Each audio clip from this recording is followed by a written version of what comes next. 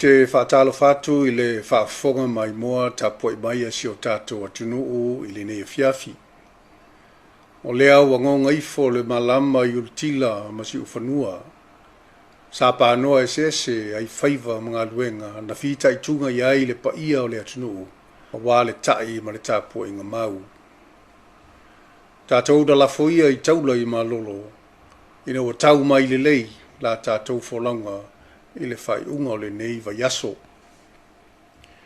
O paia sau ngata wha le malo, o paia wha le atunuu, ma paia wha le tala le lei, ua ta oto lava, a o se ta otonga i a sa, a wā o Samoa, o le atunu tofi, e le o se atunuu taliola. Ia ta oto pea ia, i atululunga, ma le wha saunga, o ao ma le atu folasa, pa ia sa o le atunuu. Le atuai, o lo walofa tu noa, o lo a pele ai le so i fua lau le leo si o mātou atunuu. E ana le se noa lo a au faola, ma lo mana whaiva venga, pe ua mātangia ma tō i vanu le wholanga Samoa. O upu o le pese, o lo mana, e sao ngā le muai. I le malo o Samoa, wha mamalu mai iai. A to e tepa i le aso le nei, aso lua iwa o se tema, lua o iwa. O se aso e wha angalonga tā, ina ua po ia si o tātou atunuu i le tsunami.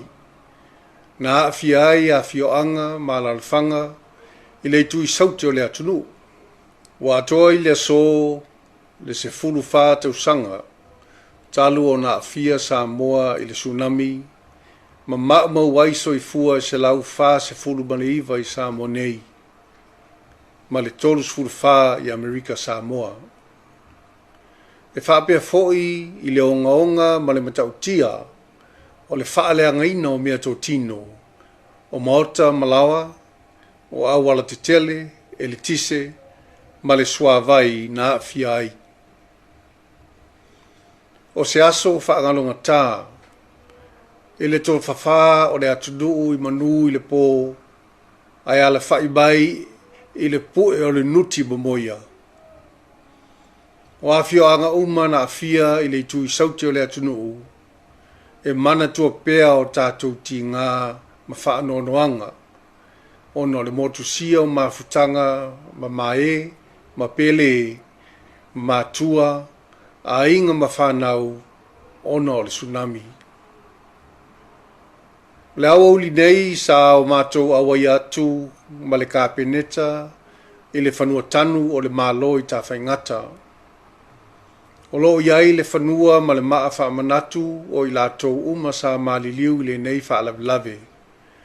E moli atu pale funga la au, e mana tua i pea i latou. E ui wa se fulu wha tausanga talu o nolo fia si o tātou atunuu i le nei whaalawilave matu ia whale natura. Ai mana tua e le tātou mālolo na onga, ma ainga ma lalawhanga na fia. Ai meise lava na i o tātou tangata mai latou foi mai atunuu i fafo na maliliu ai. O te avea ai le nei lao e whaia iau masui o le fionga le taitai o le tātou malo, le fionga le Sui Palemia, o lo to e sea ma le atunuu ono fontanga whaavao le malo. Ai meise foi le kāpeneta, e moli atu whaamaisenga, ma mo ngā lofa i a fioanga, a inga ma i latou uma na maliliu i le tsunami. Ma tau te talitonu, wa utu le loi fofonga malingi, ono le tātou talitonunga i le tua, o na o la tātou te maua ai le whaamawhanawhananga sili. O lona mana, e ala, i le pai mai o lona nganga pa ia, e liu ai le whaanonoa, i le oli, ma le pongsa, i le malam o pupula. Tau ina ia whaameise pea le nganga o le tua, ia ai o whina ngalo o le atunuu. ai meise a fioanga ma ainga uma na fia ili nei whaalawelawe. Samoae, o le ase fe au tāua ili nei aso mo i tātou. Ua leu tu vā whaalawelawe whaale la tura e tu tupu pēa ili larolangi.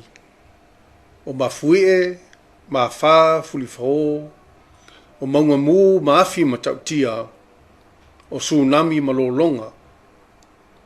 E whapea foi i whaamai pepesi ba la mala. O fōliga wa aia ia o suinga o ngaonga o le tau, ma ona a fianga o tātou iei nei. O fuafuanga uma le tātou malo, ngule una ia o awala ma polo kalame uma, e si tia ai lo tātou puipuinga mai whaalawelawe o ngaonga, e mafua mai i suinga o le tau. O se tasi lea o polo kalame tāua, o lo ave iai le whaamuamua le malo, mo le saunga le mu o le atunu o atoa. Na ia la lango whaatasi ma si tia le tūlanga tau le sila fia, ma le mati o to mai manga waa o itu tino le malo, ma whaala proputonga tu maoti o lo fito i tonu ma nei vaenga. Ai whapea foi i le pūlega ma malu a li im whai pule, ma tātou whai ngā nuu, ia e maise o le sao e ka le sia. O le tātou ngā luenga e soa whaatasi, ai o lona taunuunga o le malu puipuia sa o loto ma soi fua fia si o tātou atunuu. O loo whaawau pēa le ngā luenga o le whaalelei ai a tātou whailoilo po early warning systems. Ina ia mauti noa e leto i ai ni a fianga o ngona whapenei e tūlai mai le lumanai. E tāpā ai pēa ma le whaaloalo le pūlenga mamalu, a li i mawhai pule o i tū malo mai kālesia, ai maise le sao o komiti a tina matamaitai, ina ia tātou ngā lulue whaatasi. E tā ua lo tātou pui whaatasi i mea tō tino, ma mea whainga luenga o tā penaina, e au fia ai ma whailo, e vawe ai o na longo o tātou tangata, e ngā solo ino fuanga o ato whaina, i aso whaikatā whapenei. Samoae, ia tū maupea le anga le leo le atua si o tātou atunu. Ma ia tau mamao ni whaalawelawe o ngaonga o fōu mai. Ma ia o tātou wholau whaatasi pēa bolo tātou atua, o nā o ia tātou te maluai. Good afternoon, Samoa.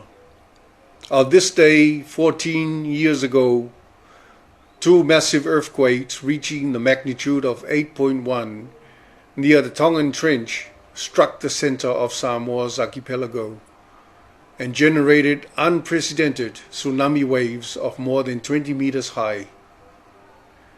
These tsunami waves furiously engulfed the shores of the southern part of the Samoan Islands, causing massive destruction to properties and infrastructure, and claimed 149 lives in Samoa, 34 in American Samoa, 9 deaths were recorded in Tonga. The daunting sound and splashes of tsunami waves, fear and disarray of that day may never be forgotten, especially for the families of the casualties. Amongst the casualties were parents, children and visitors from overseas who were visiting our shores at the time. Among these children was a child who was 5 months old.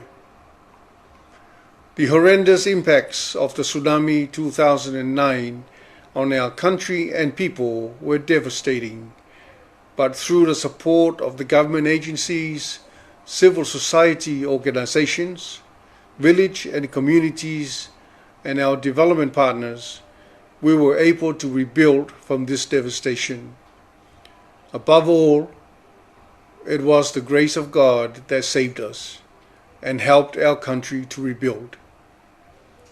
Today, at a wreath-laying ceremony at the Tsunami Cemetery, where the Tsunami 2009 commemorative headstone was erected in 2010, we remembered and acknowledged the people of over 20 villages in Samoa and those from overseas who lost their lives in a tsunami. Today also serves to remind us that climate crisis is real and its effects are detrimental to the environment and our lives, especially for small island countries like Samoa. The current global trends in weather and climatic patterns attest to the urgent need for greater and stronger concerted efforts to respond to climate crisis and to strategize ways to strengthen countries' resilience and recovery abilities. This has been done through Samoa's regular engagement in national, regional and international fora and through genuine partnerships. On behalf of the Honourable Prime Minister and Cabinet, I convey our prayers and well wishes to all the families and relatives of those who lost their lives in a 2009 tsunami. Soifua Maia Manuia.